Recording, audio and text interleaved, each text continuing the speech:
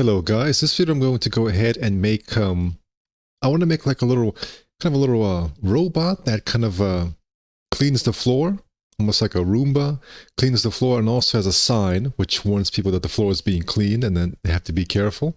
And real quick, guys, if you want to learn this awesome new program called Plasticity, I've got a course for you in the description. It's the first link there. And it's got a lot of awesome content, guys. It's got over 42 hours of educational content. It's got a tree cutting mechs. It's got police robots, Omega, SMGs, cyborg ninjas, and much more. So be sure to check that out. So it's partially inspired by this little robot from the Five Nights at Freddy's game, Security Breach.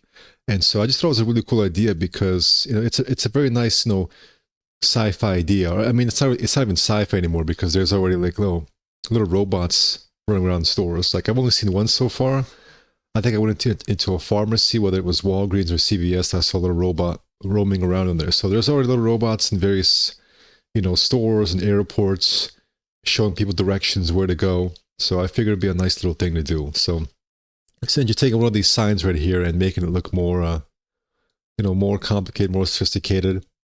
And so I'm thinking of maybe having a little kind of a face here and maybe a holographic sign here, which maybe can change to display different messages. I'm also thinking of making different versions, like a civilian version and like a version, maybe a different color that says, no trespassing, and maybe like a military version which actually has some weapons, but who knows. But I want to go ahead and try and make at least two variants. Kind of a yellow thing you would see in malls and stores and things like that, and another one which is more red, which tells you this is a construction area or this is just a no trespassing area. Violators will be shot type of thing.